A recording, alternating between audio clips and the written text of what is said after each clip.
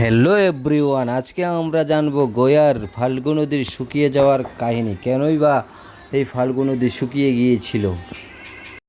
তো সকালেই আমরা পণ্ডিত মশাইয়ের ঘর থেকে বেরিয়ে গুটি গুটি পায়ে নদীর তীরের দিকে যেতে লাগলাম। তো সামনেই আমরা দেখতে পাই দেবঘাট।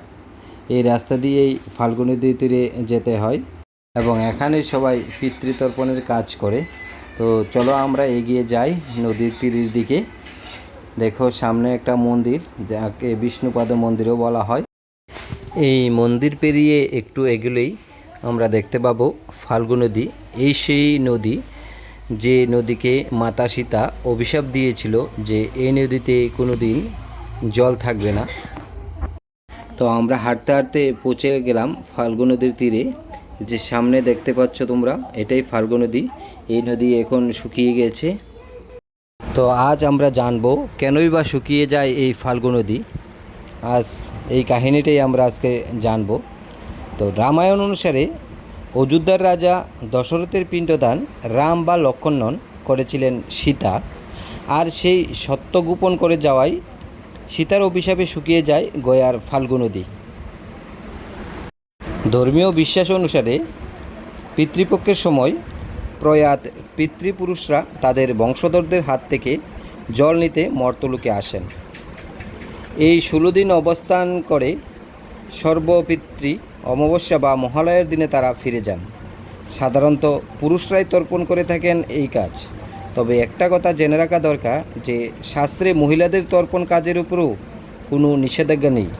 স্বয়ং সীতা তার শ্বশুরমশাই রাজা দশরথের মৃত্যুর পর তার পিণ্ডদান করেছিলেন। আজ রামায়ণের সেই কাহিনী আমরা জানব। রাম, লক্ষ্মণ ও সীতা 14 বছরের জন্য বনবাসে গেলে সেই সুখে দেহত্যাগ করেন রাজা দশরথ। বনবাস চলাকালীন পিতার মৃত্যুর খবর পান রাম। দশরথের শ্রাদ্ধকর্ম সম্পন্ন করতে বিহারের গয়ায় পৌঁছান রাম, সীতা ও লক্ষ্মণ। সীতাকে ফাল্গু নদীর তীরে বসিয়ে রাম লক্ষ্মণ শ্রাদ্ধের জন্য জরুরি জিনিসপত্র সংগ্রহ করতে যান। কিন্তু তাদের ফিরতে দেরি হওয়ায় দশরথ সেখানে উপস্থিত হয়ে সীতার কাছে পিণ্ড প্রার্থনা করেন। তার আকুতি দেখে কাতর সীতা নিজের শ্বশুরমশাইয়ের তর্পণ করার সিদ্ধান্ত নেন। দশরথকে সীতার পিণ্ডদানের কাজে সাক্ষী থাকে এক ব্রাহ্মণ, ফাল্গু নদী, একটি কাক, একটি গরু, একটি তুলসী পাতা। খুশি মনে সীতার দান করা পিণ্ড গ্রহণ করে তৃপ্ত হন দশরথ। কিছুক্ষণ পরে রাম লক্ষ্মণ ফিরে এসে ঘটনা জানতে পেরে বিশ্বাস করতে চান না যে পুত্র সন্তান ছাড়া শ্রাদ্ধ করা সম্ভব। সাক্ষী থাকলেও রামের রুষের মুখে পড়ার বয়ে ব্রাহ্মণ, ফাল্গু, তুলসী, কাক ও গরু সবাই মিথ্যে কথা বলে যে সীতা কোনো তর্পণ করেনি। কিন্তু ওই স্থানে উপস্থিত একটি বটগাছ জানায় সীতা সব নিয়ম মেনে পিণ্ডদান করেছেন এবং দশরথ তা গ্রহণ করেছেন।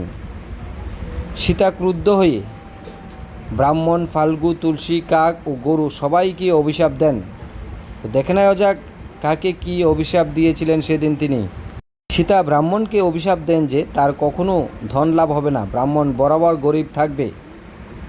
ফাল্গু নদী এরপর সীতার অভিশাপে শুকিয়ে যায়। মাটির তলায় চলে যায় ফাল্গুর সব জল। সেই থেকে এই নদী অন্তঃসলীলা।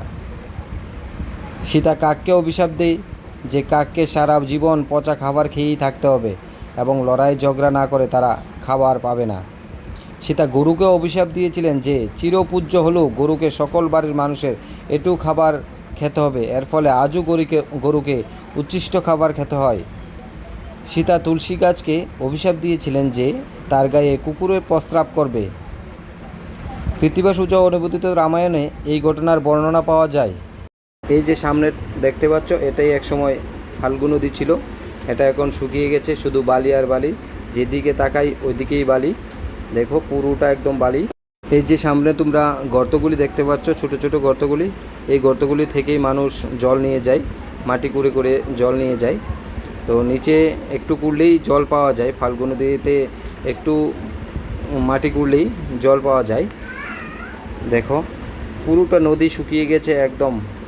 এদিক থেকে ওই পাশ একদম একটুও জল নেই। এটা দেখো, নদীতে একসময় ছিল ব্রিজ। এই ব্রিজের ওই পারেও পুরোটা নদী, অনেক দূরত্ব পর্যন্ত। দেখো একটুও জল নেই। এই দেখো মাটির গর্ত করা আছে, ওইখান থেকে মানুষেরা জল নেই করে করে। তো ব্রিজের ওই পারেও নদীতে জল নেই, এই পারেও নেই, একদম পুরোটা নদী শুকিয়ে গেছে। ওই যে দূরে দেখতে পাচ্ছ, ওই দেখো ওইখানে, ওইখান থেকে অনেকে মাটি কুড়ছে, মাটি করে জল নিচ্ছে।